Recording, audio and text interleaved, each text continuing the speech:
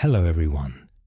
Before we start, make sure to like the video, subscribe to the channel, and leave a comment telling me where you're watching from and what time it is for you right now. Those small interactions help the channel a lot, and they let me know how many of you are listening to these stories late at night. Now, let's begin. Night shifts at Sunset Manor became my entire life after I earned my CNA certification. I was 24 years old, desperate to gain healthcare experience before applying to nursing school, and willing to take almost any position that would help me get started.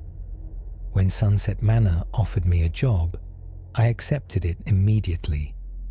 At the time, I thought I was lucky. The facility was quiet, the staff seemed kind, and the work was exactly what I needed. Looking back now, I realize I ignored how different that place felt after dark. Sunset Manor sat on the outskirts of Sacramento, surrounded by almond orchards that stretched for miles in every direction. During the day, the place looked peaceful enough. Families came and went. Nurses chatted at the front desk, and sunlight filled the hallways through the long windows. But at night, especially after midnight, the building changed. The wind would move through the orchards and create this low whistling sound that seemed to drift through the walls. Sometimes, when the halls were empty and the residents were asleep, it almost sounded like someone whispering from far away. There were 53 residents living there, and most nights followed the same routine. I checked vitals, helped residents to the bathroom, adjusted blankets, refilled water cups, and answered the occasional emergency call button when someone needed help. The East Wing was usually the quietest part of the building. Most of the residents there were older and slept through the night without much trouble. Room 237 sat at the very end of that hallway, tucked away near the emergency exit. That room belonged to Mrs. Eleanor Blackwood. Mrs. Blackwood was one of those residents everyone loved. She had immigrated from Scotland in the 1950s, and even after decades in California, she still carried a soft musical accent that made everything she said sound warm and familiar. She was independent, sharp-minded, and stubborn in the way only elderly people who have survived everything can be. She did not like asking for help unless she truly needed it. Her emergency call button sat beside her bed, but she rarely used it, and maybe once every few weeks, and only for genuine reasons. She had a habit of staying awake late into the night, reading romance novels with a tiny book light clipped to the pages. During my 2 o'clock rounds, I would often find her sitting upright in bed, her silver hair brushed neatly back, one hand holding the book and the other resting beside a small tube of lavender hand cream. She always smelled faintly of lavender. Every time I passed her doorway, she would glance up, smile, and give me a little wave before returning to her book. Then, on a Tuesday night in September of 2017, Mrs. Blackwood passed away peacefully in her sleep. There was no panic, no struggle, no final emergency call. She simply went to bed and never woke up. Her family arrived the next morning and began clearing out her belongings. Within a week, the room was empty. The books were gone, the framed photographs were gone, the reading light was gone, and the little personal details that made room 237 feel like hers had all disappeared. All that remained was the standard facility furniture and the faint scent of lavender that somehow refused to leave. Maintenance disconnected the call button the same way they did for every vacant room. The system at Sunset Manor was old, installed sometime in the 1980s, but it was reliable. Each call button was hardwired directly into the nursing station panel. No wireless signal, no battery backup, no remote activation. If a button rang, it meant someone had physically pressed it. At least, that was what I believed. 2 weeks after Mrs. Blackwood's funeral, Room 237 called the nursing station. It happened during my Thursday night shift at exactly 3:42 a.m. I remember the time because I was sitting at the nursing station, staring at the digital clock, fighting that heavy exhaustion that always came during the deadest part of the night. The building was completely still. Then the emergency panel gave one sharp electronic beep. I looked up automatically. Room 237 was glowing red. For a few seconds, I just stared at the panel, waiting for the light to disappear. It didn't. Then the automated voice came through the speaker, calm and mechanical. Room 237 requesting assistance. A cold feeling moved through my chest. I knew that room was empty. More than that, I knew the call button had been disconnected. There was no resident in there, no patient, no staff member, no reason for that room to appear on the panel at all. Still, I had to check. I grabbed my flashlight and walked down the east wing hallway. My sneakers squeaked softly against the polished floor, and every step felt louder than it should have. The hallway seemed colder than usual, though I told myself it was just the old heating system acting up again. When I reached room 237, I noticed the door was slightly open. That bothered me immediately. Vacant rooms were always kept closed. I pushed the door open and swept my flashlight across the room. The bed was bare but neatly made. The dresser was empty. The curtains were drawn. The disconnected call button hung uselessly beside the bed. Nothing had been touched. Nobody was inside. I stepped in and looked around carefully, checking the bathroom, the closet, and the area near the window. Everything was normal. Everything was still, but the smell of lavender was stronger than it had been the week before. It was not overwhelming, just noticeable enough to make me pause before leaving the room. The next night, it happened again. 3:42 a.m. Room 237, requesting assistance. This time I did not hesitate. I walked straight down the hallway, opened the door, and found the room empty again. Same bed, same dresser, same disconnected call button, same impossible silence. By the third night, I left a note for Tony, the maintenance guy. Tony had worked at Sunset Manor for more than 10 years and knew every pipe, wire, and breaker in that building. If there was a technical issue, he would find it. When I came in for my next shift, his response was waiting for me at the desk. Checked room 237 completely. Call button physically disconnected at junction box. No power running to device. System showing no faults. I read that note several times. It should have made me feel better. It didn't. Because if the button had no power, then something else was triggering it. Over the next week, the pattern continued. Every night, at exactly 3:42 a.m., the call button from room 237 activated. It never happened at 3:41. It never happened at 3:43. Always the same time. Always the same announcement. Always the same empty room. I started documenting everything. I wrote down the date, the weather, which residents were awake, which staff were on duty, and anything unusual I heard. At first, I thought the notes would help me prove there was a technical issue, but the more I wrote, the more I realized there was no variation at all. The timing was too perfect. The pattern was too deliberate. Other staff brushed it off when I mentioned it.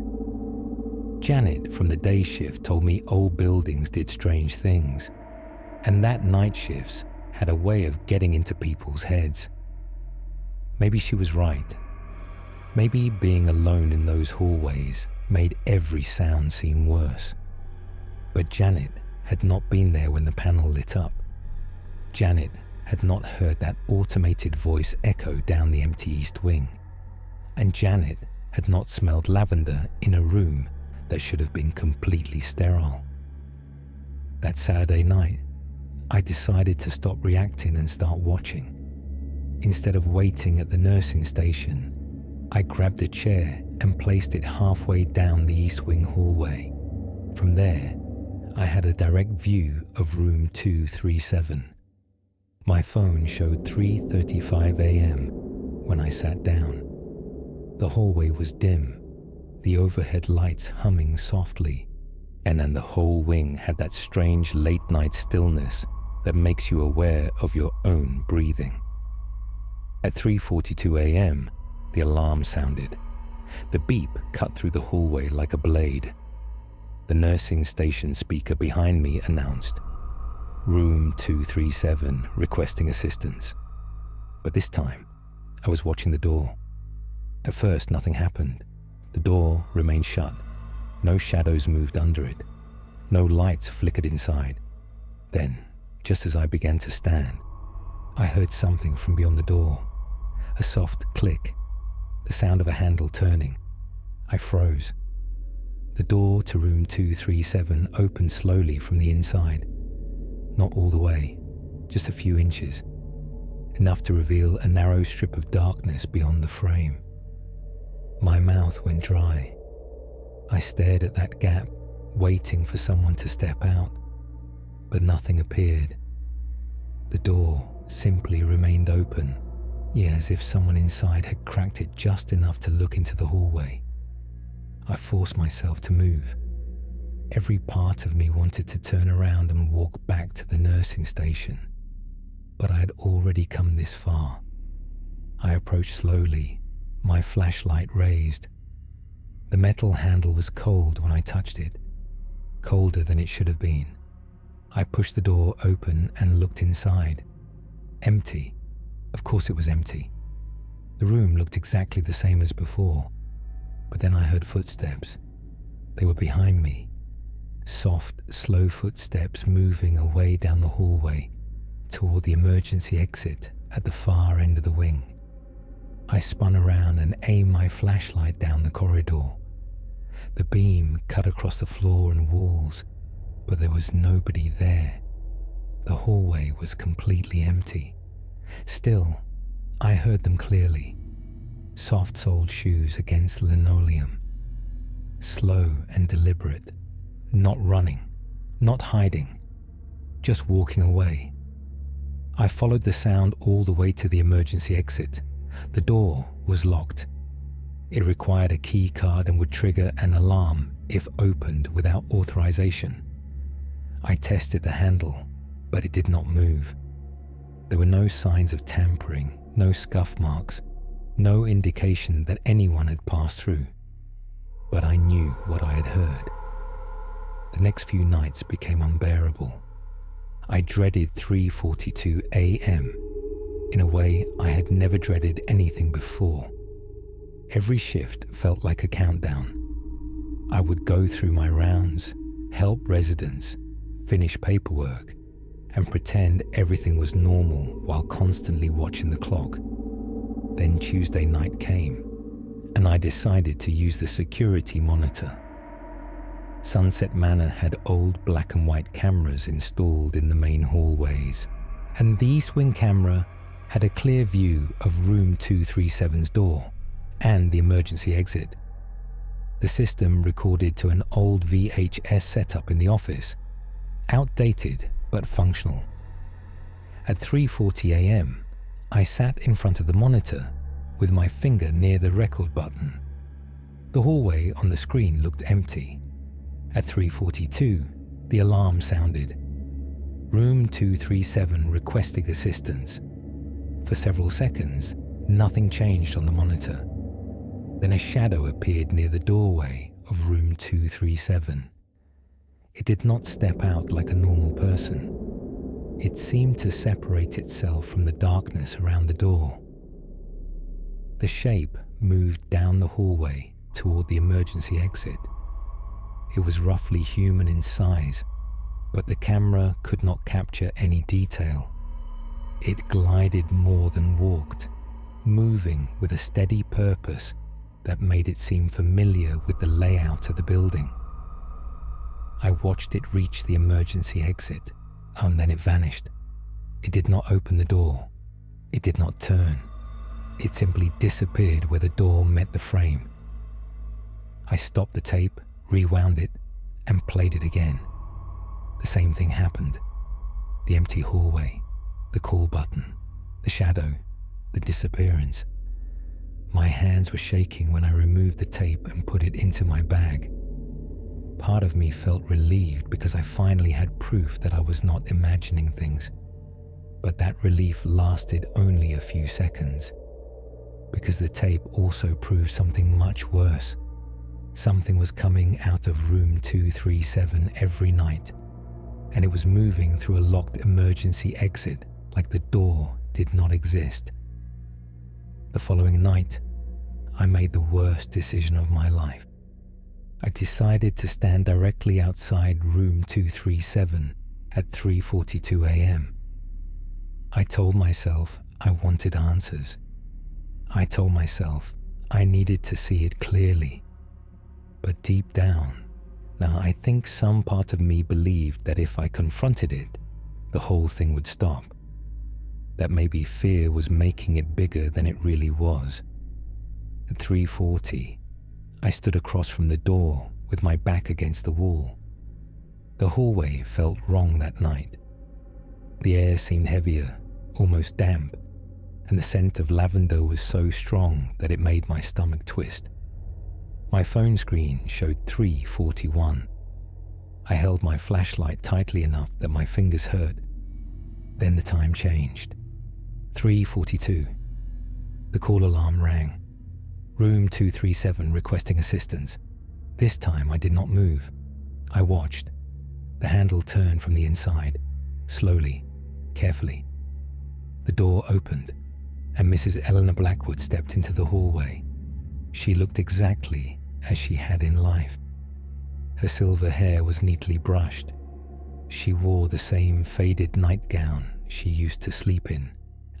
One hand hovered near the wall as if she were steadying herself. But her eyes were wrong. They were pale and clouded, staring straight ahead without focus, as if she could not see the hallway at all. She moved past me without turning her head. I was close enough to touch her, close enough to smell the lavender hand cream, close enough to see that her slippers did not make a sound against the floor.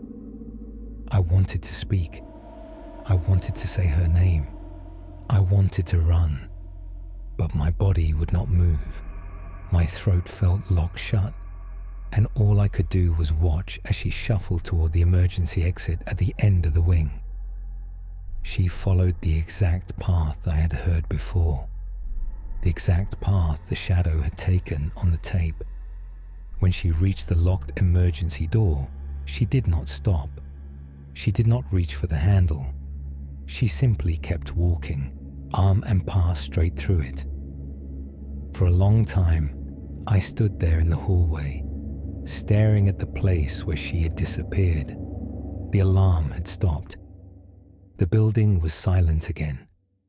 From somewhere behind me, one of the residents coughed in their sleep, and that tiny, normal sound felt more terrifying than anything else, because it reminded me that the rest of the world was still continuing like nothing had happened. Eventually, I walked back to the nursing station. I sat down. I pulled out a blank sheet of paper and I wrote my resignation letter before the sun came up. I never found out why Mrs. Blackwood kept pressing that call button every night at 3:42. I never found out where she was trying to go or what she was still trying to reach beyond that emergency exit. Maybe it was just a routine her mind had carried with her after death, and maybe she was still trying to leave. Maybe she had been asking for help all along. But I know one thing: some rooms should stay empty, and some call buttons should never be answered. There was this stretch in 2019 when I worked the graveyard shift at a 24-hour diner just outside of Des Moines.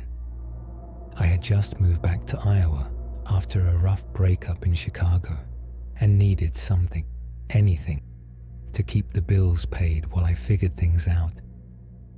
The job was simple and mindless, which was kind of what I needed at the time. Most nights were dead quiet, just a couple of long-haul truckers and the same 3 old guys who came in for coffee and eggs like clockwork around 3 a.m. I didn't love it, but it felt safe in its own boring way, and the diner sat right off the highway with flickering neon signs and a parking lot that always looked like it belonged in a crime scene photo. The kind of place with cracked vinyl booths and a jukebox that hadn't worked in years. My shift was midnight to 8 a.m., and I was usually alone until the morning cook came in around 6. That night started like any other. I was wiping down the counter, half watching some old infomercial on mute, when I noticed the occupied light on the customer restroom had been on for way too long. It had been at least 20 minutes. No one had come out. I knocked lightly, then called out. No response. Figuring maybe someone had gotten sick or passed out, I grabbed the key and opened the door. It hit me before I even turned on the light. This thick, metallic smell that instantly made me nauseous. The moment I flipped the switch, my heart started hammering. There were bloody handprints smeared across the mirror and down the edge of the sink. One was on the paper towel dispenser. Another streaked down the side of the stall. No one was inside. No blood in the toilet, nothing on the floor. Just those prints like someone had pressed their hands down slowly and deliberately. I backed out and locked the door again. My first instinct was to check the cameras, but the monitor was mounted in a weird spot behind the counter, and the angles didn't show the bathroom door directly, only the hallway leading to it. I rewound the footage maybe 30 minutes back. Between 12 and 12:45, no one had gone down that hallway, not a soul. The last customer had left at 12:03, a guy in a red hoodie who got a slice of pie to go. After that, nothing, no movement. I was trying to figure out if I was losing it when the front door chimed. He walked in kind of stiff, like his legs didn't quite know what to do. Mid-30s maybe, wearing a tan windbreaker zipped up all the way, despite how warm it was inside. His eyes darted around the diner like he was expecting someone to jump out from under a booth. I asked if he wanted coffee, and he just stared at me for a second before shaking his head and saying, "Have you seen my friend?" He said he was going to meet me here. I asked what his friend looked like. The guy blinked a few times, then scratched the side of his head like he'd just been asked a question he didn't understand. Tall, he said. Brown hair. He was right behind me. I glanced toward the cameras again, my stomach churning. Not from fear exactly, but that strange kind of discomfort you get when the world suddenly stops making sense. I just watched the feed. No one had come in with him, not even close. I tried to play it cool, told him I hadn't seen anyone else tonight, and asked if he wanted to sit while he waited. He nodded slowly and took a booth near the window, sitting with his back ramrod straight, both hands flat on the table like he was trying to steady himself. He didn't order anything, didn't move. I waited a few minutes before checking the footage again just to be sure. Rewound the last few minutes, played it back frame by frame. The man had walked in completely alone. The automatic doors opened once for him. There was no one behind him, no one lagging a few steps back, not even a shadow. I double-checked every camera angle I had. If someone else had come in, they would have had to phase through the damn walls. Still, he sat there like he was expecting someone to slide into the booth any second. When I brought him a glass of water, mostly to break the silence, he looked up at me and said, real soft. He said, "The bathroom.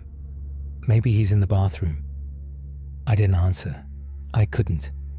I just stood there holding the glass, thinking about those blood-slicked handprints and how nobody had been seen going in. I asked if his friend had been injured or anything. He blinked again, this slow, dazed blink, then whispered, "He told me not to come in, but I came in." That's when I realized his hands were shaking under the table. I stepped back behind the counter, partly because I didn't know what else to do, partly because I needed a barrier between us. Something about the way he sat there, half frozen in that exact posture, made my scalp itch. I picked up the phone and called the non-emergency line for the local sheriff's office. I didn't even know what I was reporting, just that a guy came in asking for a friend who didn't exist and that there was blood in the bathroom no one had entered. The dispatcher said they'd send someone over. I didn't mention the cameras. I didn't mention the smell. I just wanted someone else there. The guy didn't move the entire 20 minutes it took for a deputy to arrive. He didn't even flinch when the bell over the door rang again. Deputy Carson walked in, looked at me, then over at the man in the booth. I nodded toward the hallway, and Carson went to check the bathroom first. Less than a minute later, he came back out and asked me quietly if I'd cleaned anything. I told him no. That's exactly how I found it. His face didn't change much, but he radioed for backup and an ambulance just in case. That's when the man stood up. No warning, no sound. He walked calmly toward the bathroom, as if he had just remembered something important. Carson told him to stop, but the man didn't even acknowledge him. I watched as he reached the door, turned the knob slowly, and walked inside. Carson followed a few seconds later. I couldn't see anything from where I was, but a few minutes passed before Carson stepped out again, alone. He looked paler than when he came in. He walked over and asked me if I was sure I'd seen that man come in. I told him yes. He looked back at the hallway and said, "There's no one in there." They let me go home after that, took my statement, copied the security footage, and asked a million questions I didn't have real answers to. Nobody ever came forward looking for that man or a missing friend or anything connected. The footage they pulled, it showed me unlocking the bathroom, staring at the mirror, and backing out. The blood was visible, but the man, according to the copy they gave the sheriff's office, he never came in. Just a flicker of static around the time I remembered him walking through the door. I haven't worked another night shift since. 8 months into my graveyard shift at the Metro Transit Authority, I thought I'd seen everything the underground had to offer. Rats the size of small cats, homeless people who'd found creative ways to bypass security, and the occasional drunk who wandered onto the tracks thinking they could walk home through the tunnels. At 26, the job wasn't glamorous, but it paid my rent in Brooklyn and gave me time to think about finishing my engineering degree. The 4th Avenue station had become my second home. Every bolt, every electrical panel, every shadowy corner was familiar territory. Most nights were routine. Check the systems, clean what needed cleaning, and make sure nobody was where they shouldn't be. The motion sensors, emergency exits, and security cameras all had their quirks that I'd learned to work around. What happened that November night, though, wasn't just another quirk of the system. Wednesday started normally enough. I clocked in at 11:45 p.m., grabbed my gear, and descended to the platform level where the real work happened. The tunnels were actually comfortable that time of year, and not the sweltering heat of summer or the bitter cold that somehow found its way down from the streets in winter. My routine never varied much. Southbound platform first, then the electrical systems, then a sweep of the 3 tunnel entrances that connected to different lines. Around 2:30 a.m., I was wrapping up the electrical panel inspection when something caught my attention on the monitoring station.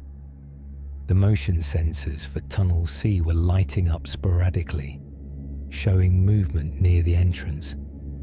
When I pulled up the security feed on the monitor, the image kept flickering and cutting to static every few seconds. Could have been another rat or maybe a piece of debris blowing around. But company policy was clear. Any unusual sensor activity required a visual inspection. I grabbed my flashlight and headed toward Tunnel C, which was the deepest of the 3 entrances and led to the express line that ran underneath the local tracks. The tunnel mouth was about 50 yards from the main platform, accessible through a maintenance corridor that most passengers never saw. As I walked down the corridor, my footsteps echoed in that particular way underground spaces have, hollow and slightly delayed, like the sound was bouncing off invisible walls. The air got noticeably cooler as I approached the tunnel entrance, and I could hear the distant rumble of a train passing through one of the other lines. The motion sensor was mounted about 10 feet inside the tunnel entrance, positioned to catch anyone who might wander in from either direction. When I reached the threshold and shined my flashlight into the darkness, I expected to see the usual suspects, maybe a plastic bag caught on the rail, or one of those oversized rats that seem to rule the deeper tunnels. Instead, I saw her. A woman in a dark coat was standing about 20 feet into the tunnel right next to the express tracks. She wasn't moving, just standing there with her back to me, unnaturally still in a way that made my chest tighten. The express trains ran every 12 minutes, even during the night shift, and she was close enough to the tracks that the wind from a passing train could easily knock her over. I called out to her immediately, "Hey, you can't be in there." But she didn't respond, or even turn around. Her dark hair hung straight down her back, and her coat looked expensive. Not like the typical clothing of someone who'd ended up in the tunnels by accident. The way she stood was wrong somehow. Too perfect and motionless, like a mannequin someone had placed there as a sick joke. I needed to get her out of there fast, but protocol required me to radio it in first before approaching anyone in the tunnel system. I keyed my radio with trembling fingers and called dispatch. "Control, This is Maintenance Unit 7 at 4th Avenue. I've got a civilian in Tunnel C about 20 feet in standing next to the express tracks. Need immediate assistance and possible train delays on the express line. The response came back within seconds. Dispatch confirmed they were contacting transit police and asked me to keep visual contact but not approach until backup arrived. I kept my flashlight trained on her while I waited, and that's when I noticed more disturbing details. Her coat wasn't just dark, it was perfectly black. So black it seemed to absorb my flashlight beam rather than reflect it. And she was wearing heels, actual dress heels, which made no sense for someone who'd somehow made it deep into a subway tunnel. The sound of the next express train was getting louder, that familiar rumble that started as a whisper and built to a roar. I had maybe 3 minutes before it would come screaming through this section. "Mom, there's a train coming. You need to move away from the tracks right now," I shouted, abandoning protocol and stepping into the tunnel entrance. The rumble was getting stronger, and I could see the faint glow of the train's headlight beginning to appear around the far curve. She still hadn't moved, hadn't even shifted her weight or turned her head. It was like she was rooted to that spot, completely oblivious to the danger bearing down on her. I started moving toward her, my work boots echoing loudly on the concrete and metal. But as I got closer, something in my gut told me to stop. The air around her seemed different, colder, and somehow thicker, like walking into a freezer. When I was about 10 feet away, I could see that her coat wasn't just touching the ground. It was pooling around her feet in a way that defied gravity. The train's headlight was now clearly visible, and the sound was becoming deafening. That's when she turned around. I wish I could forget what I saw, but her face is burned into my memory forever. It wasn't her face at all. It was smooth, featureless skin, where eyes, nose and mouth should have been. Just blank pale flesh stretched over bone, with dark hair framing nothing. No expression because there was nothing to express with. I stumbled backward, my flashlight beam shaking wildly, and in that moment of pure terror, I understood that whatever this thing was, it wasn't human. The express train was maybe 30 seconds away now, its horn blaring as it approached the station. But it just stood there, that blank face turned toward me. I wanted to run, every instinct screaming at me to get out of that tunnel. But I couldn't move. My legs felt like concrete, and my throat had closed up completely. The thing tilted its head slightly like it was studying me. And then the strangest thing happened. It raised one pale hand and waved at me. A slow, deliberate gesture that somehow felt mocking. The express train hit the tunnel entrance with a sound like thunder, its headlight flooding the space with harsh white light. I squeezed my eyes shut and pressed myself against the tunnel wall, expecting to hear the horrible impact, the screech of brakes, something. But there was only the normal sound of the train passing through, the rhythmic clacking of wheels on rails, the whoosh of displaced air, the gradual fading as it continued toward the next station. When I opened my eyes and pointed my flashlight back toward where she had been standing, the tunnel was empty, completely empty. No woman, no dark coat, no sign that anyone had ever been there at all. I stayed pressed against that wall for what felt like hours, but was probably only a few minutes.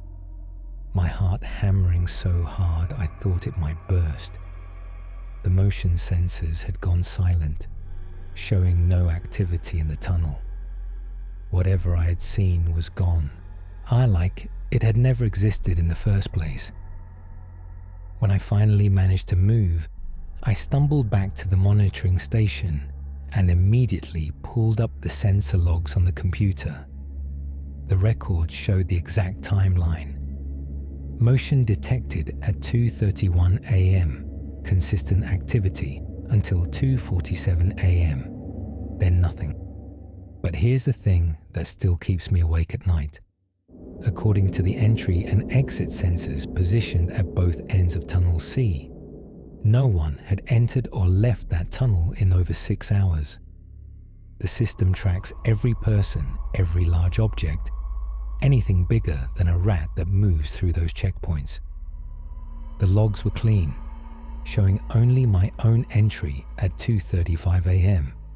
When I went to investigate, I ran the diagnostics 3 times, checked every sensor, even called the night supervisor to verify the system was working properly, and everything checked out perfectly. According to the Metro Transit Authority's own security system, I had been alone in that tunnel the entire time. But I know what I saw, and I know it waved at me with that pale, lifeless hand. Transit police arrived about 20 minutes later. 2 officers who'd clearly been roused from a quiet night shift and weren't thrilled about checking out a possible trespasser call. Officer Williams was a veteran who'd worked the subway beat for 15 years, and Officer Martinez was newer, but had that no-nonsense attitude that comes from dealing with the city's underground craziness every night. I tried to explain what I'd seen, but even as the words came out of my mouth, they sounded insane. A faceless woman in an expensive coat standing in a restricted tunnel who disappeared when the train passed through, and they listened politely, took notes, and did a thorough sweep of all 3 tunnels with their high-powered flashlights. They found nothing, of course. No footprints, no trace evidence, no sign that anyone unauthorized had been in the system. Williams suggested I might have seen shadows cast by the approaching train's headlight, maybe combined with some debris that got caught in the air current. Martinez was more direct. He asked if I'd been drinking or taking any medication that might affect my perception. I finished my shift in a daze, going through the motions of my remaining checks, but constantly glancing toward Tunnel C. Every shadow looked suspicious. Every sound made me jump. When my replacement arrived at 8 a.m., I practically ran out of there, but I couldn't just let it go. Over the next few days, I started researching the history of the 4th Avenue station during my off hours. What I found made everything worse. The station had been built in 1976 over the site of an older terminal that had been demolished after a fatal accident in 1968. A woman named Victoria Ashford had fallen onto the tracks during rush hour and was killed instantly by an incoming train. The newspaper archives described her as wearing a dark winter coat and having long black hair. They never determined if she had jumped, been pushed, or simply lost her footing. The really disturbing part was that several witnesses mentioned how she'd been standing unusually close to the platform edge, perfectly still, for several minutes before she fell. Reading those accounts gave me chills because it matched exactly what I had seen. That unnatural stillness. I scored the positioning near the tracks. I quit my job 2 weeks later. I told my supervisor it was to focus on finishing my degree, which wasn't entirely a lie. But the real reason was that I couldn't handle working in those tunnels anymore. Every night shift became an exercise in terror, wondering if I'd see her again, wondering if next time she might do more than just wave. I never saw the faceless woman again. but other maintenance workers started reporting strange motion sensor readings in Tunnel C over the following months. The equipment was replaced twice, but the intermittent signals continued. Management eventually just learned to ignore them, chalking it up to some kind of electromagnetic interference from the older infrastructure. I know better though. Victoria Ashford is still down there, still standing by those tracks. I'm still waiting for something or someone. I sometimes wonder if the faceless thing I saw was her way of showing me what death had taken from her. Not just her life, but her very identity, her ability to be recognized as human. I never went back to check, and I never will. Music posted this on RR Glitch in the Matrix, but figured it belonged here too. Still gives me chills thinking about it, and it happened almost 6 months ago. At the time, I was pulling overnight security shifts at Riverside General Hospital in Ohio. One of those old brick buildings from the 1970s with endless hallways and that sterile smell that never really goes away. The pay wasn't great, but the job was straightforward enough. Walk the rounds, check doors, monitor the parking areas, and make sure everything stayed quiet during those dead hours between midnight and sunrise. Most of the hospital emptied out after visiting hours, leaving just the essential staff on the medical floors and me wandering around with my flashlight and radio. The radio system they used was pretty standard. Nothing fancy, just basic two-way communication between security, maintenance, and the night supervisors. Each of us had our own unit with a specific call number, and dispatch would log every transmission that came through the main desk. During my shifts, radio chatter was usually minimal. Maybe a maintenance guy calling about a busted light bulb, or one of the nurses requesting an escort to the parking garage. The frequencies were supposed to be secure and limited to hospital personnel only, though occasionally we'd pick up some random trucker or construction crew bleeding through on a similar channel.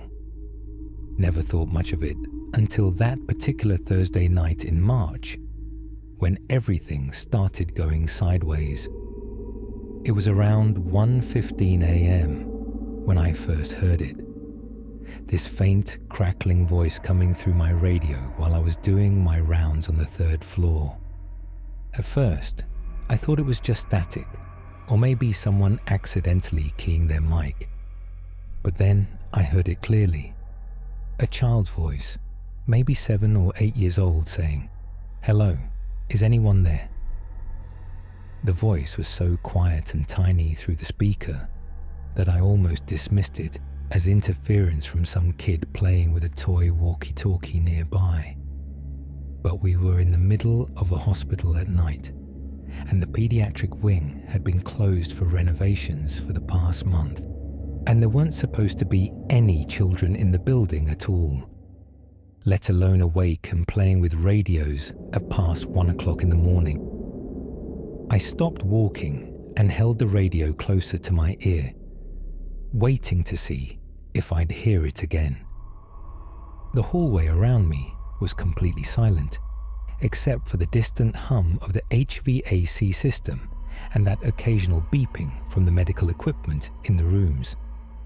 Then, about 30 seconds later, the voice came back. "I can't find my mum. Can you help me find my mum?"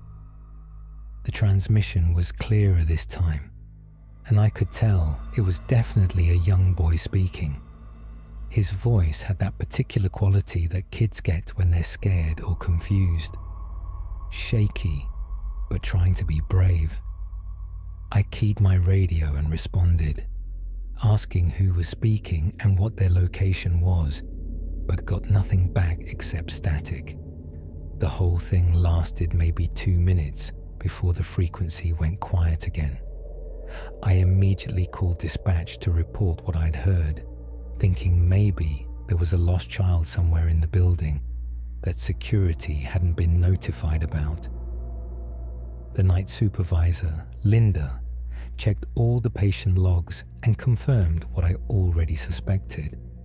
No pediatric admissions, no children visiting after hours, and definitely no kids who should have access to hospital radio equipment.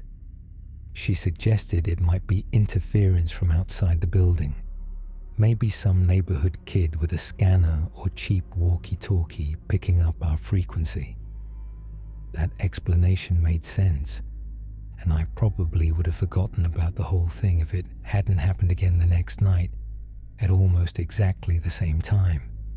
This time, the boy's voice was asking about his teddy bear, wondering if anyone had seen a brown bear with a red ribbon around its neck. The third night was when things really started getting under my skin. Same time frame, right around 1:20 a.m. But this time, the transmission lasted longer. The kid was talking about being cold and wanting to go home, and there was something in his voice that made my chest feel tight. He sounded genuinely distressed, not like a child playing pretend or messing around with radio equipment. I started walking faster through my rounds, checking every room, every closet, every possible hiding spot where a kid might be. The hospital felt different that night, bigger somehow, with shadows that seemed deeper than usual. Every creak of the building settling, every distant sound from the medical floors made me pause and listen. When I got back to the security office, I decided to check the radio logs myself instead of just reporting it to dispatch. The radio log system was pretty basic, just a computer terminal that recorded every transmission with a timestamp, duration, and the call number of the unit that sent it. I pulled up the data from the past 3 nights and scrolled through looking for anything around the 1 to 2 a.m. time frame. What I found made absolutely no sense. The transmissions were being logged as coming from Unit 47 Delta, which according to our equipment roster was a radio that had been reported stolen from a maintenance closet 2 years ago. I double-checked the records 3 times to make sure I was reading it right.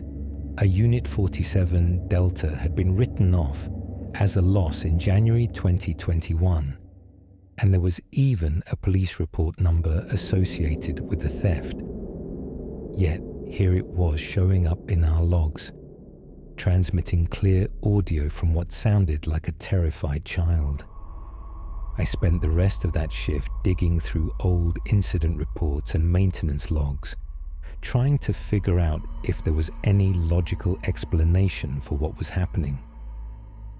The original theft report mentioned that the radio had gone missing during a busy period when contractors were working on the heating system.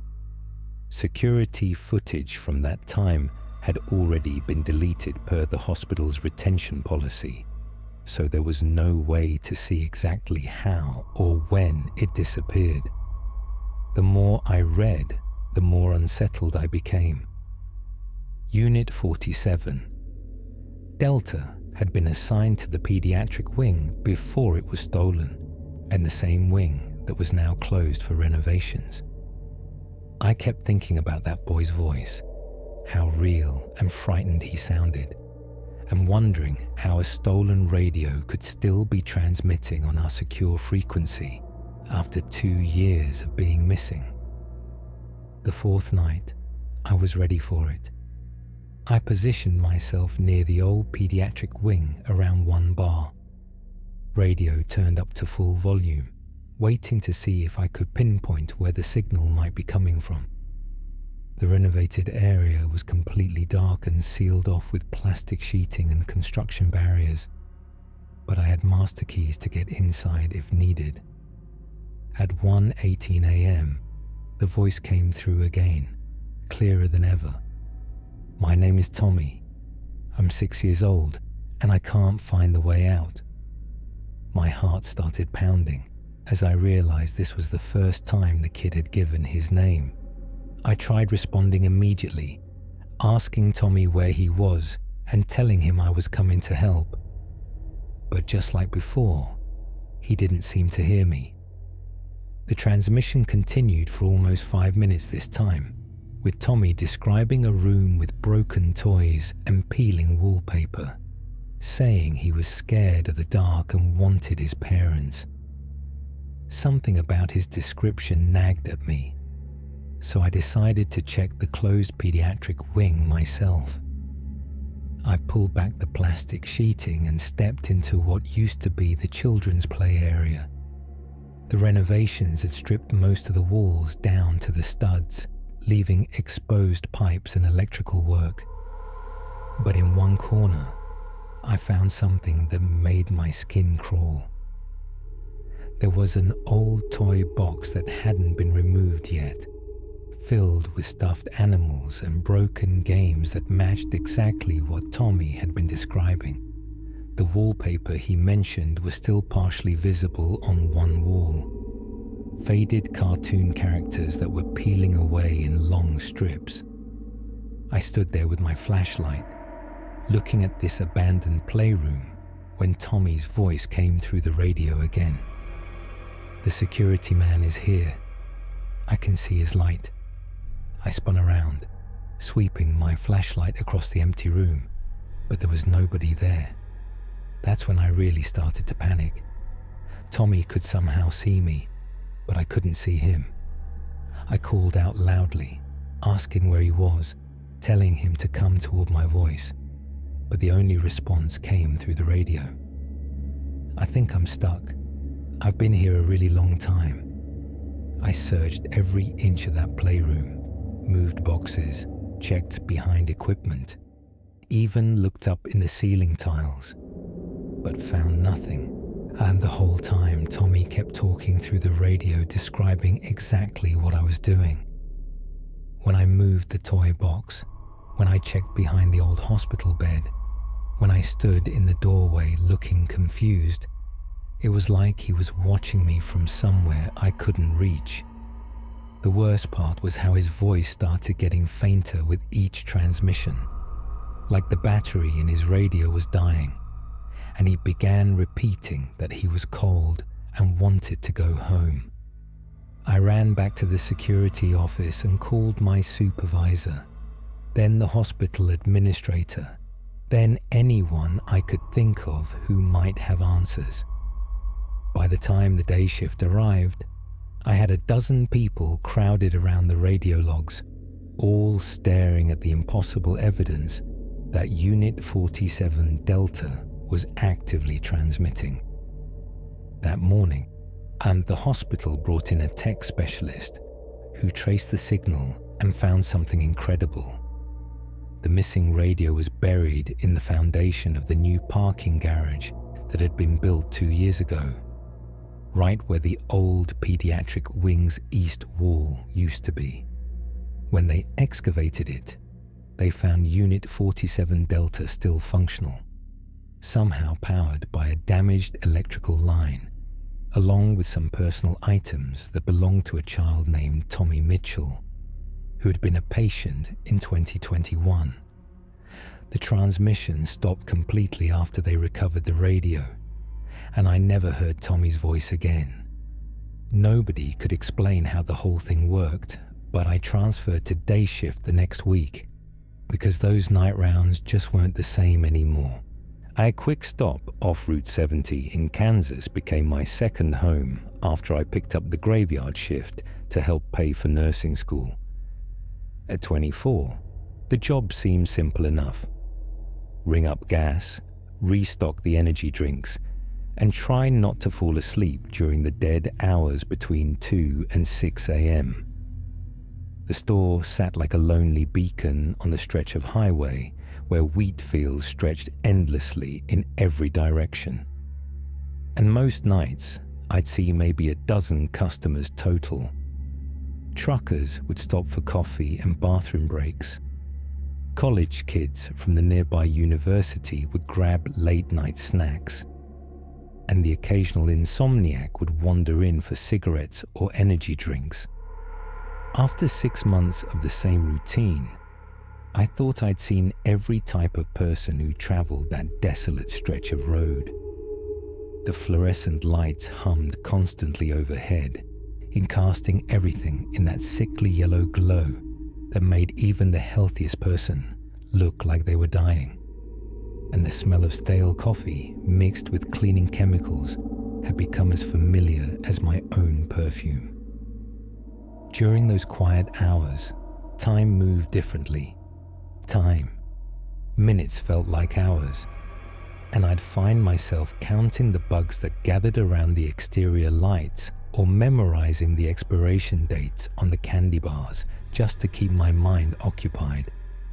The cash register was ancient, one of those loud machines that sounded like a slot machine every time it opened, and the security cameras were positioned in the corners with their red blinking lights that supposedly made people think twice about shoplifting.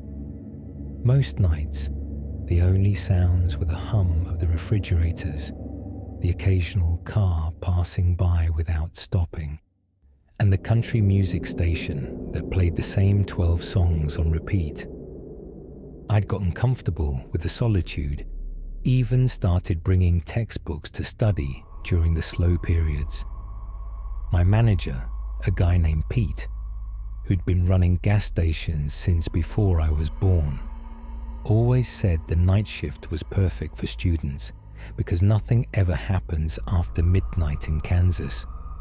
He was wrong about that, but I wouldn't find out just how wrong until that Tuesday in February when everything changed. It was 3:17 a.m. when I first noticed him, and I only remember the exact time because the digital clock above the register had been stuck on 3:16 for what felt like an eternity, then suddenly clicked over just as headlights swept across the parking lot. A dark blue sedan pulled up to pump number 3, and through the windows, and I could see it was an older model, maybe from the early 2000s, with a dent in the passenger side door and a bumper sticker I couldn't quite make out.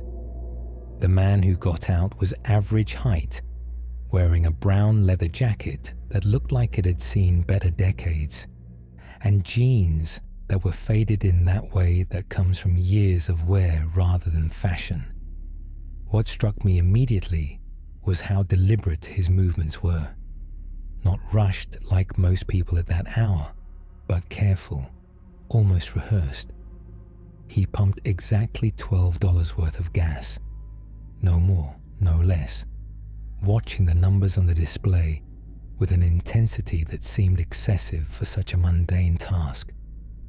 When he finished, he walked toward the store with the same measured pace, and I noticed he kept his head down, never once looking directly at the security cameras. The bell above the door chimed as he entered, and he moved through the aisles with purpose, like he knew exactly where everything was, despite this being his first time in the store that I'd seen.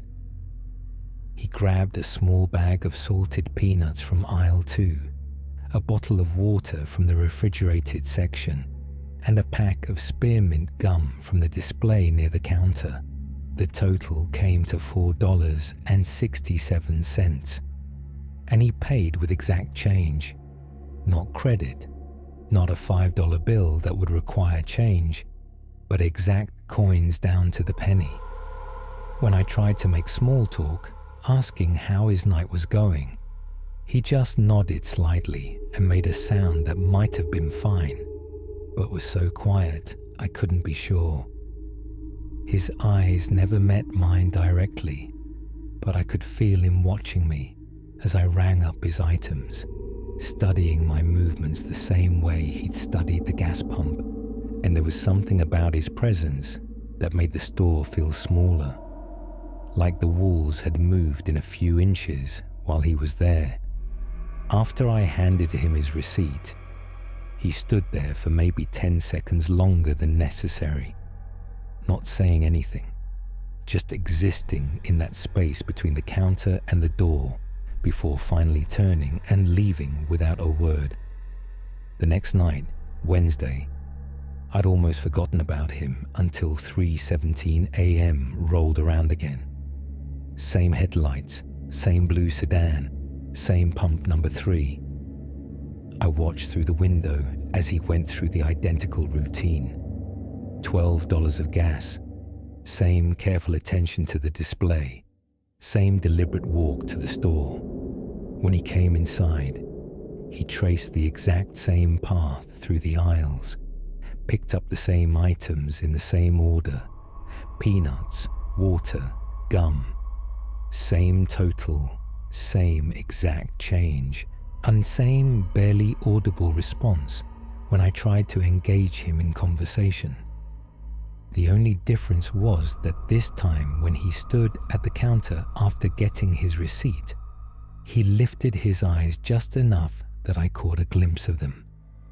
Pale blue, almost grey, with an intensity that made me want to step back. There was no malice in them, but there was something else, something calculated, like he was memorizing details for a test he'd have to take later. I found myself checking the clock obsessively after he left, noting that he'd been in the store for exactly 7 minutes, just like the night before. The precision of it all was starting to unnerve me, but I told myself I was being paranoid. Maybe he worked a factory job with a rigid schedule. Maybe he had obsessive-compulsive tendencies. Maybe it was just a coincidence. A Thursday night came and went with the same routine down to the minute. Friday night, the same. By Saturday, I was positioned at the window at 3:15, watching the empty highway and feeling ridiculous for anticipating a customer like he was some kind of appointment. But there he was again, punctual as a train schedule, going through his ritual with the dedication of someone performing a religious ceremony. The familiarity of it was somehow worse than if he'd changed something. Least variation would have felt human. Instead, each night felt like watching the same movie on repeat, and I started to notice details I'd missed before. The way he always parked with his car angled slightly toward the exit, engine running the entire time. How he never bought anything that required refrigeration or had a short shelf life, and the fact that his leather jacket never seemed to get dirty despite how worn it looked. Most unsettling was how he seemed to know exactly where I'd be standing behind the counter, positioning himself so that he could see me without appearing to look directly at me. By Sunday night, the routine had become so predictable that I started timing him. And sure enough, 7 minutes from door to door, never varying by more than a few seconds. Monday morning, when Pete arrived to open the day shift, I was waiting for him in the parking lot. I'd been wrestling with whether to say anything all weekend, second-guessing myself and wondering if I was overreacting to what might just be an eccentric customer with particular habits. But the consistency of it all had gotten under my skin in a way I couldn't shake. Pete was a straightforward guy in his 50s who'd seen everything in 20 years of gas station management. And if anyone would know whether this was normal behavior, it would be him. I described the man, the timing, the identical purchases, and Pete listened with the kind of attention he usually reserved for reports about missing inventory or broken equipment. When I finished, he was quiet for a long moment, chewing on the toothpick he always had between his teeth. Then he told me about the security system, how it recorded everything, but only kept footage for 2 weeks before recording over itself. He pulled up the recordings from the past week on his office computer, and we watched together as the same scene played out night after night. The blue sedan, the man in the leather jacket, the precise routine. Seeing it on screen somehow made it more real and more disturbing, like we were watching surveillance footage of a crime that hadn't happened yet. Pete agreed that the behavior was unusual enough to warrant attention, and he promised to mention it to the day shift staff to see if anyone recognized the man or the car. He also gave me his personal cell phone number and told me to call immediately if anything escalated beyond the routine visits. That night, Tuesday, I felt better knowing that someone else was aware of the situation and that I had backup if needed. I positioned myself at the counter with Pete's number already pulled up on my phone, ready to hit call if necessary. 3:15 came and went with no sign of the blue sedan. 3:17 passed, then 3:20, then 3:30. For the first time in a week, and the highway remained empty during what had become his time. And instead of relief, I felt a strange kind of anxiety, like waiting for a shoe to drop that never came. The absence was almost worse than the presence had been, because now I didn't know what to expect. Had my conversation with Pete somehow scared him away? Had he noticed me watching him more carefully? Or was this just the natural end to whatever compulsion had been driving him to make these nightly visits? I spent the rest of my shift glancing at the clock and checking the windows, but he never showed up. Wednesday night started the same way. Empty highway, quiet store, and me trying to convince myself that whatever had been happening was over. Around 2:45 a.m., I was restocking the cigarette display behind the counter when I heard a car pull into the lot. My heart rate spiked immediately, and I turned toward the windows expecting to see the familiar blue sedan. Instead, a red pickup truck was parked at pump number 2, and a woman in scrubs was filling up her tank. Probably a nurse heading home from a late shift, like I'd be doing in a few hours. She came in, bought coffee and a breakfast sandwich for later, chatted briefly about how dead the hospital had been that night and left. Normal customer, normal interaction. Exactly the kind of encounter that used to make up my entire shift. But as I watched her tail light disappear down the highway, I realized I was still on edge, still expecting the blue sedan to materialize at any moment. The clock seemed to move slower as it approached 3:17, and when that time came and went with no sign of him, I should have felt relieved. Instead, I felt like I was being watched, not from inside the store, but from somewhere outside, beyond the reach of the exterior lights, where the darkness was complete and impenetrable. At 3:25 a.m., a car pulled into the lot and parked in the exact same spot where the blue sedan always parked, pump number 3, angled toward the exit.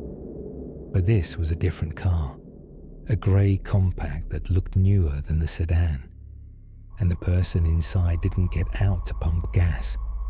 They just sat there, engine running, headlights off. From where I stood behind the counter, I could see the silhouette of someone in the driver's seat, but the darkness and the angle made it impossible to make out any details. What I could see clearly was that they were wearing the same brown leather jacket, not similar, but identical. I'm down to the worn patches on the sleeves and the way it hung on their shoulders. The car sat there for exactly 7 minutes, the same amount of time the man usually spent inside the store.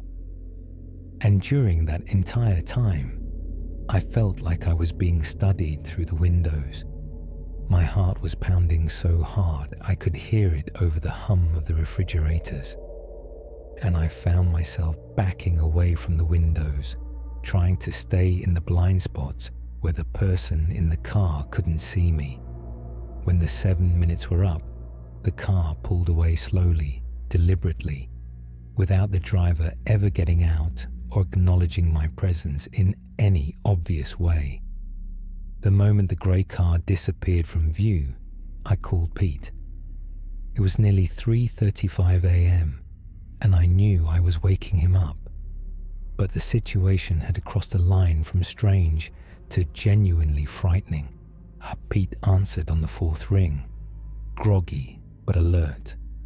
When I explained what had just happened, he told me to lock the doors immediately and only open them for customers who actually needed to come inside, and he'd be there within 20 minutes. While I waited, I reviewed the security camera footage from my phone app, rewinding to capture the grey car's arrival and departure. The video quality wasn't great in the darkness, but it clearly showed the 7-minute timeline and confirmed that the person inside had been wearing the same distinctive leather jacket. When Pete arrived, he brought coffee and a serious expression, and we spent the remainder of my shift going through the footage together and discussing what this could mean. The working theory was that either the original man had switched cars to avoid detection, and/or someone else was deliberately copying his routine. Both possibilities were disturbing in their own way. Pete decided to file a report with the local sheriff's department and recommended that I request a transfer to day shift for my own safety. I never worked another night shift at that quick stop. Pete called me 2 days later to tell me that the sheriff's deputy had reviewed all the security footage and filed it as a suspicious activity report, but without any actual crime being committed. There wasn't much they could do besides increase patrols in the area. The day shift manager, a woman named Betty, mentioned that she'd asked around town about a man in a brown leather jacket driving a blue sedan, but nobody recognized the description. And what bothered me most was never finding out who it was or why the routine had been so important to them. 6 months later, when I finally finished nursing school and moved to Denver for a hospital job, I drove past that quick stop one last time during daylight hours. It struck me how small and vulnerable it looked in the middle of all those empty fields, like a target that had been carefully selected rather than randomly chosen.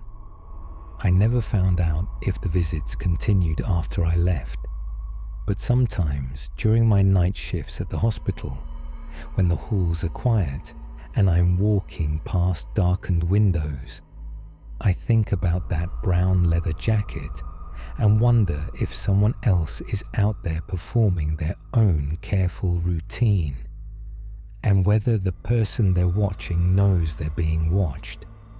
The precision of it all still gives me chills because whatever was happening during those 7 nights wasn't random.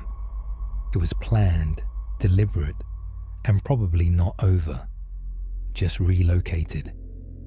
You'd be surprised how quiet a funeral home can get after nightfall. Not peaceful, quiet. More like the kind that builds pressure in your ears, like the building itself is holding its breath.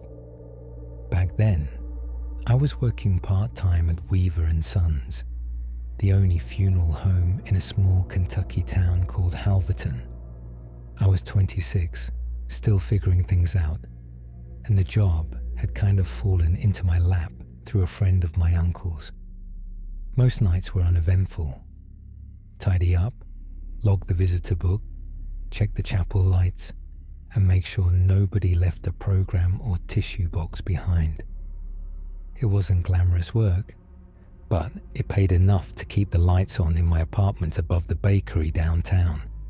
That night had been a service for a local man named Harold Finch, someone I barely knew except that he used to own the hardware store and had a fondness for model trains. The turnout had been decent. Lots of old-timers, a few grandkids, the usual hushed condolences and Kleenex exchanges. Everything wrapped up around 8:30 p.m. and by 9:15 I was doing my rounds, making sure the front doors were locked and the last of the coffee urns were scrubbed out. The viewing room, what we called the main chapel, was dimly lit with just the aisle sconces and one overhead fixture above the casket still on. It's protocol to leave some light in there overnight. Creepy, but standard.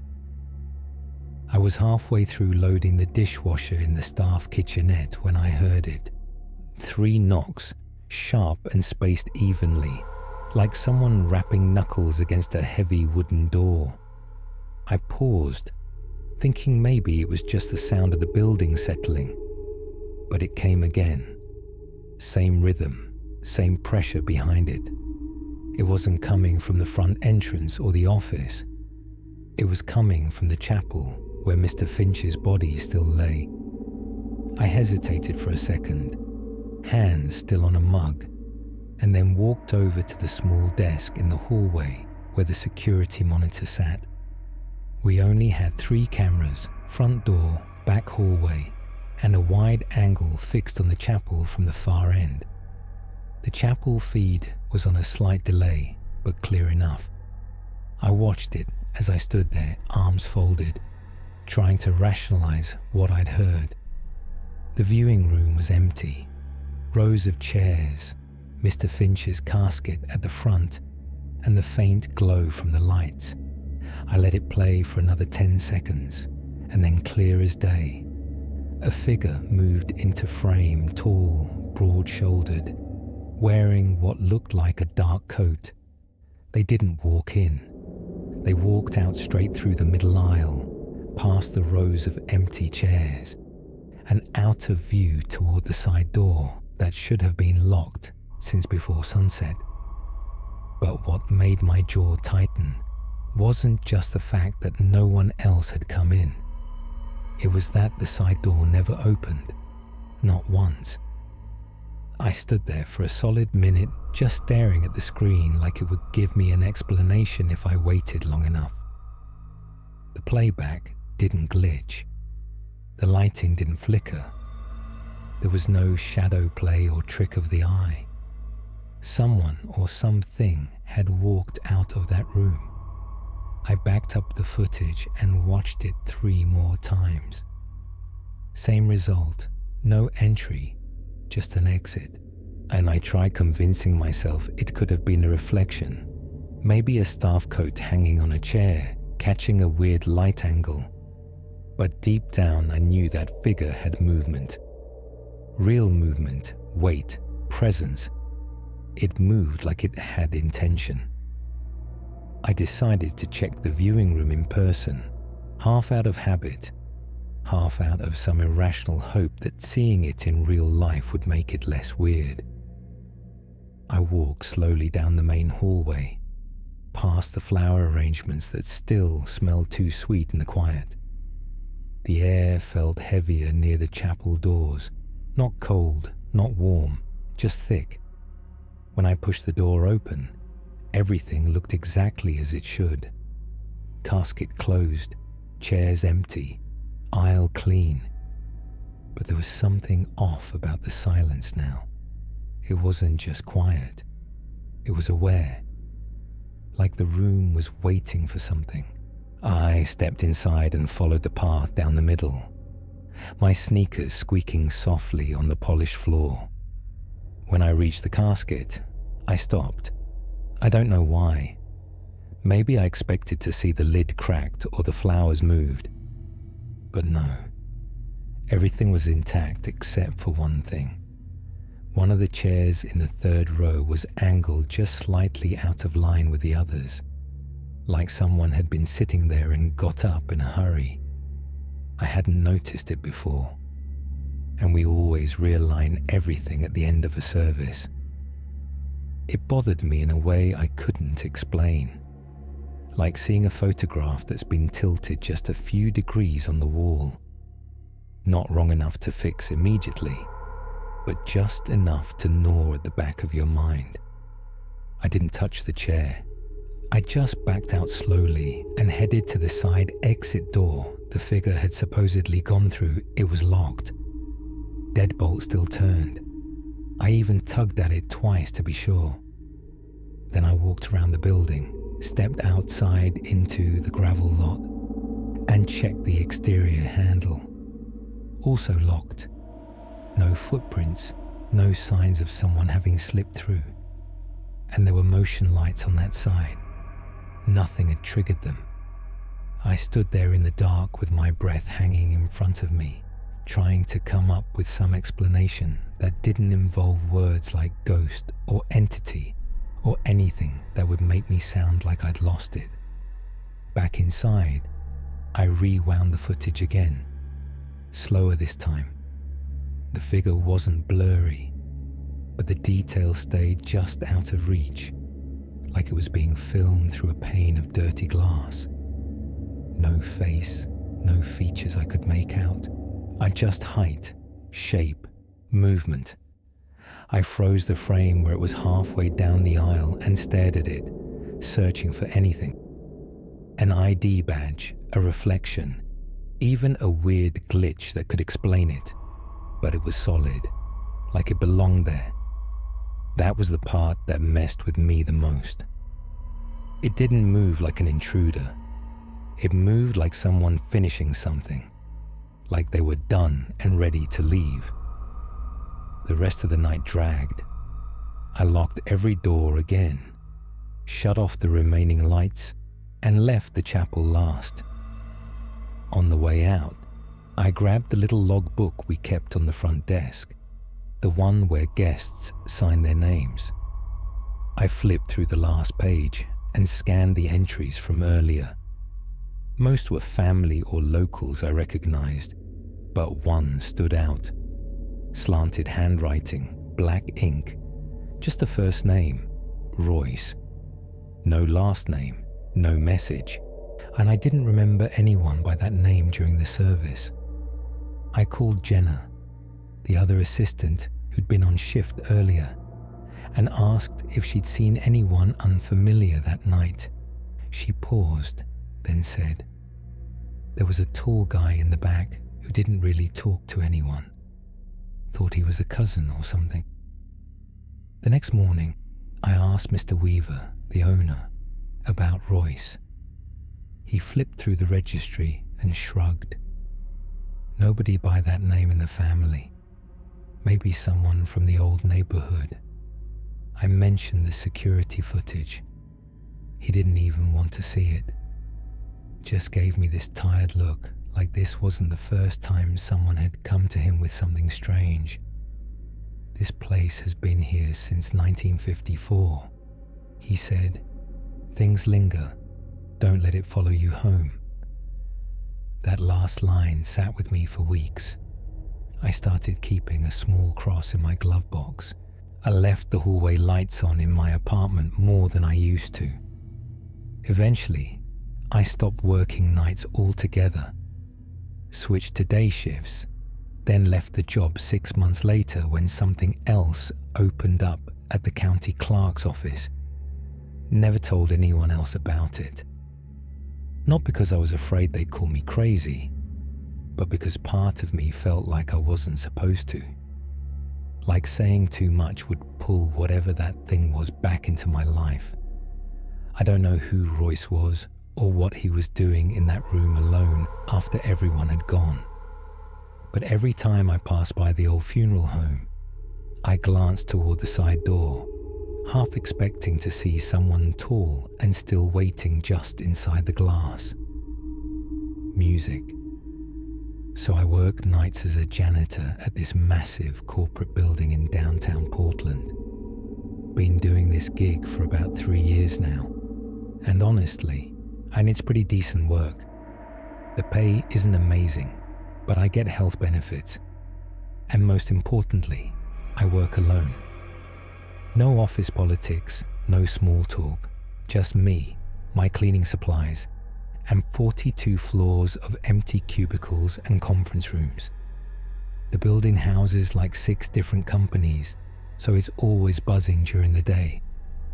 But after 700 p.m., it becomes this weird ghost town. I usually start my shift around 9 p.m. and finish up by 6 a.m. Perfect for a guy like me who's never been much of a people person. My routine is pretty set in stone. I clock in at the security desk in the lobby, grab my cart from the supply closet on the 2nd floor, and work my way up methodically. The building management is strict about the time clock system because they track everything for billing the different companies.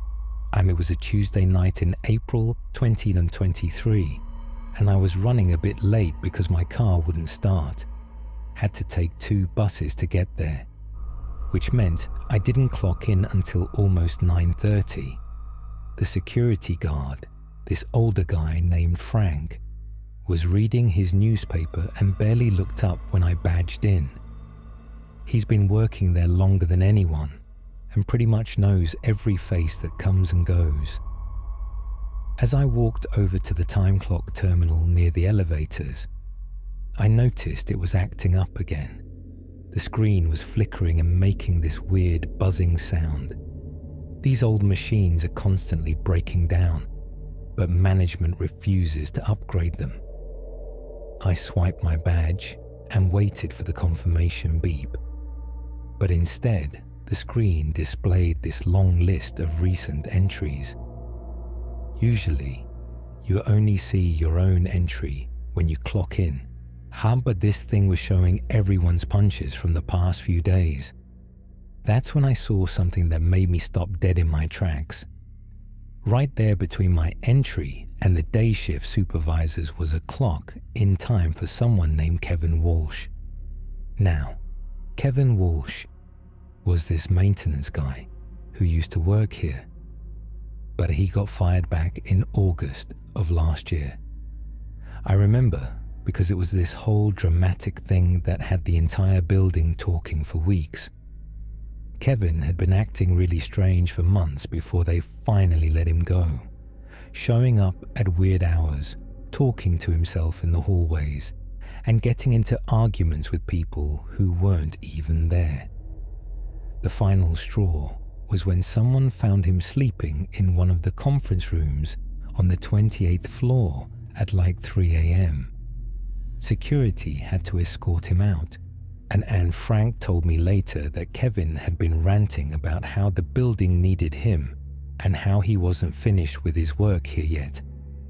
The guy seemed completely unhinged by the end, so seeing his name pop up on the time clock 8 months after he'd been banned from the premises was definitely not normal. I figured it had to be some kind of system glitch. Maybe old data getting mixed up with current entries.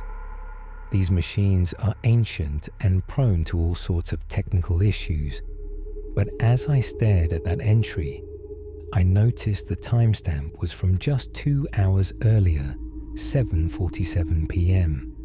That meant someone had used Kevin's credentials tonight, which was impossible since all fired employees get their access revoked immediately.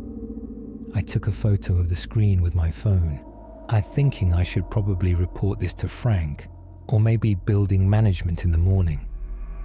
The whole thing was giving me an uneasy feeling, but I tried to push it aside and focus on getting my work done. I had a lot of ground to cover, and being late had already thrown off my usual schedule. I grabbed my cleaning cart and headed for the elevators. But as I passed the security desk, I noticed Frank had stepped away, probably doing his hourly rounds. The lobby felt eerily quiet tonight, more so than usual. Even the street outside seemed unusually empty for a Tuesday evening. The fluorescent lights were humming louder than normal, and there was this faint smell in the air that I couldn't quite place. something musty and stale, like old clothes that had been sitting in a damp basement for too long. I started my rounds on the 3rd floor, working through the marketing firm's offices. Everything seemed normal at first. Empty desks, turned off computers, the usual mess of coffee cups and food wrappers that people leave behind. But as I was emptying the trash cans near the break room, something caught my eye on the small table where employees usually eat their lunch. There, sitting right in the middle of the table, like someone had deliberately placed it, there was an ID badge. I picked it up and immediately felt my stomach lurch. It was Kevin Walsh's employee badge, complete with his photo and the company logo. The plastic was worn and slightly yellowed, like it had been carried around in someone's pocket for months. But what really freaked me out was that the badge looked recently used. There were fresh fingerprint smudges on it, and the lanyard still had that new or clean appearance. I turned the badge over in my hands, trying to make sense of how it could have gotten here. Security was supposed to collect all badges when someone got fired, and this building had strict protocols about access control. The rational part of my brain was telling me that maybe Kevin had hidden the badge somewhere before getting fired, and a cleaning crew had just found it and left it on the table. But that didn't explain the time clock entry from earlier tonight. I pulled out my phone and called Frank's extension, but it went straight to voicemail. He was probably still doing his rounds on one of the upper floors. I decided to hold on to the badge and report both incidents when I saw him later. As I continued cleaning the break room, I kept glancing at that badge sitting on my cart. Kevin's photo stared back at me. He had this intense, almost angry expression with dark circles under his eyes, like he hadn't slept in days. I remembered seeing him around the building during his final weeks, always muttering under his breath and carrying this beat-up toolbox that he never seemed to put down. The guy had always been a bit odd, but toward the end, he was genuinely unsettling. Other employees started avoiding him, and I heard rumors that he'd been writing strange messages on bathroom walls and leaving weird notes in people's desks. I finished up the 3rd floor and moved on to the 4th, trying to shake off the creepy feeling that was settling over me. The building felt different tonight, like there was this underlying tension in the air that I couldn't explain. As I worked my way through the accounting firm's offices, I kept hearing these faint sounds, soft footsteps, doors closing, the occasional creak of floorboards. Old buildings make noise, especially at night, when the temperature drops and everything starts contracting. But these sounds seem too deliberate, too rhythmic. I found myself pausing every few minutes to listen, but whenever I stopped moving, the sounds would stop too. It was like someone was matching my pace, staying just far enough away to avoid being seen. By the time I reached the 7th floor, I was genuinely on edge. This floor housed a small law firm that only occupied half the space, leaving the eastern wing completely empty and supposedly locked off. But as I passed the security door that separated the two areas, I noticed something that made my pulse quicken. The door was slightly ajar, maybe an inch or two, and there was a faint light coming from somewhere beyond it. I approached the door carefully and peered through the gap. The empty wing should have been pitch black, but I could see this dim yellowish glow coming from what looked like the far end of the hallway. It wasn't the harsh white light of the building's fluorescent fixtures, but something softer and warmer, like a desk lamp or maybe even candlelight. I tried the door handle and found it unlocked, which was definitely not supposed to happen. Building policy required all unused areas to be secured at all times, and only senior management had keys to these sections.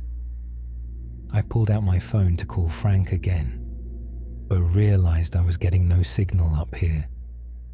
Cell reception in this building was always spotty, especially on the higher floors, where all the steel and concrete interfered with the towers. I stood there for a long moment, trying to decide what to do. Part of me wanted to just close the door and pretend I never saw anything, but I knew I'd have to report it eventually.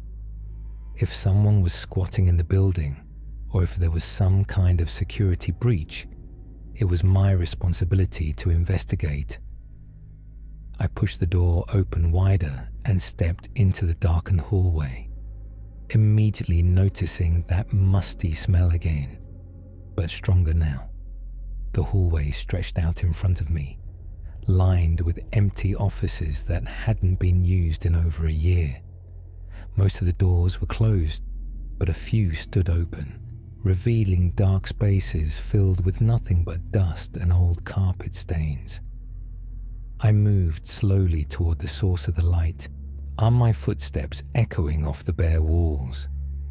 The building's ventilation system seemed louder here, creating this constant low hum that was almost hypnotic.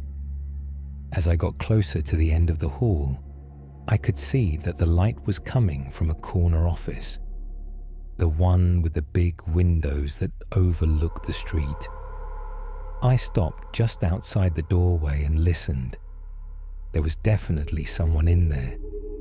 I could hear the faint sound of papers rustling and what sounded like someone mumbling or talking quietly to themselves. My heart was pounding so hard, I was sure whoever was inside could hear it. I took a deep breath and stepped into the doorway, and what I saw made me want to turn around and run. The office had been turned into some kind of makeshift living space. There was a sleeping bag spread out on the floor, surrounded by empty food containers, water bottles, and stacks of papers covered in handwritten notes. But what really disturbed me was the person sitting at the old desk in the corner, hunched over what looked like building blueprints or floor plans. Even though I could only see his back, I recognized the greasy hair and the worn flannel shirt immediately. It was Kevin Walsh, and he was very much alive and apparently living in this abandoned office. He hadn't noticed me yet. He was too focused on whatever he was writing, muttering under his breath in a way that reminded me of those final weeks before he got fired. The desk was covered with dozens of sheets of paper, all filled with his cramped handwriting, and there were photos taped to the wall above the desk. I couldn't make out what they were from my position, but they looked like surveillance photos of people entering and leaving the building. There was also that beat-up toolbox I remembered sitting open on the floor beside him, filled with what looked like electronic equipment and wires. The whole scene was surreal. Here was this guy who'd been banned from the building 8 months ago, living like some kind of hermit in an empty office, apparently conducting his own investigation or surveillance operation. I realized I needed to get out of there immediately and call the police. But as I started to back away, one of the floorboards creaked under my weight. Kevin's head snapped up instantly, and he spun around in the chair to face me. The look in his eyes was wild and unfocused, like someone who hadn't slept properly in weeks. His face was gaunt and covered with patchy facial hair, and his clothes looked like he'd been wearing them for days. For a moment, neither of us moved or said anything. Then he smiled, this unsettling grin that didn't reach his eyes, and said, "Oh, good. You found me. I was wondering when someone would finally notice. His voice was hoarse and raspy, completely different from how I remembered it. He gestured toward the papers on his desk and continued. I've been documenting everything, you know, all the irregularities, all the security gaps, all the ways this building is vulnerable. They thought they could just get rid of me, but I know this place better than anyone. I managed to stammer out something about him not being supposed to be here, but he just laughed and shook his head. Supposed to be here. I never left. I've been watching, learning, improving the systems. Someone has to protect this place. The way he said it made it clear he genuinely believed he was doing something important and necessary. I knew I had to get out of there fast, so I told him I needed to go check on something and would be right back. Kevin just nodded enthusiastically and said he'd wait for me, that he had so much more to show me. I backed out of the office as calmly as I could, and then practically ran down the hallway to the security door.